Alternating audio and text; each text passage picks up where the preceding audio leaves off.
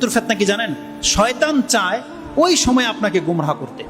এই জন্য রাসূলুল্লাহ সাল্লাল্লাহু আলাইহি সাল্লাম যখন জেনেছেন যে মৃত্যুরও ফিতনা আছে, তাই তিনি এমন কোন সালাত আদায় করেননি যেই সালাতে তিনি মৃত্যুর ফিতনা থেকে আল্লাহর কাছে আশ্রয় না চেয়েছেন।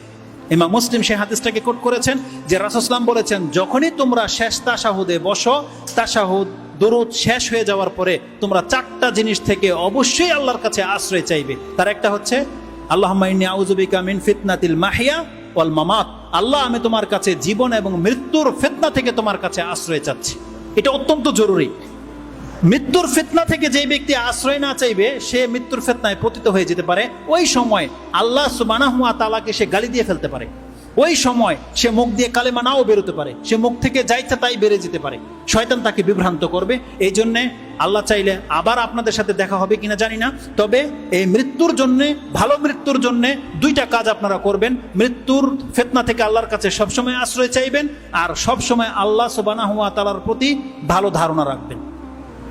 আল্লাহ আপনার সাথে যা কিছু করেছে আপনি মেনে নেন যে আল্লাহ আমি তোমার উপর সন্তুষ্ট।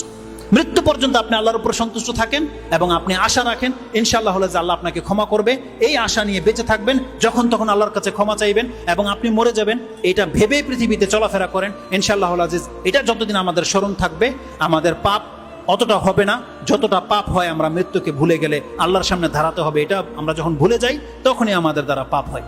যেই বিপর্যয় সারা পৃথিবীতে ছড়িয়ে আছে, আল্লাহ তুমি আমাদেরকে সেই বিপর্যয় থেকে মুক্ত করে দাও। যখনই কোনো ফিতনা আসবে আল্লাহ সেই ফিতনায় পতিত হওয়ার আগেই যেন আমরা ঈমান নিয়ে মরতে পারি, আল্লাহ তুমি আমাদেরকে সেই তৌফিক দান করো। এবং আল্লাহ তুমি আমাদের গুনাহ খাতাগুলোকে মাফ করে দাও। এবং যারাই আমরা মুসলিম ঘরের সন্তান, আল্লাহ এই ঈমানের উপরে, ইসলামের উপরে যেন আমাদের মৃত্যু হয়, আল্লাহ তুমি আমাদেরকে সেই তৌফিক দান করে দিও। সর্বশেষ একটা আয়াত শুধু বাকি থেকে গেছে, এটা বলাই হয় না, যেটা শুরু করেছিলাম, আর এটা প্রত্যেক খুতবায় আপনাদেরকে শোনানো হয়। কি? ইয়া আইয়ুহাল্লাযীনা আমানুত্তাকুল্লাহা হাক্কা তুকাতিহি ওয়া লা তামুতুন্না ইল্লা ওয়া আনতুম মুসলিমুন। দেখো মরবে তো সবাই, বান্দা আল্লাহ আমাদেরকে মেসেজ দিয়েছে, বান্দা তুমি মুসলমান হইয়া মইরো, মুসলিম না হইয়া তুমি মইরো না। এটা একটা চরম মেসেজ আল্লাহর পক্ষ থেকে। তার মানে কি জানেন? আপনি যদি মুসলিম হয়ে মরতে পারেন, আল্লাহ ওয়াদা করেছে বান্দা তোর পাপগুলোকে মাফ করে দেব। কিন্তু শর্ত হচ্ছে আমাদেরকে মুসলিম হইতে হবে।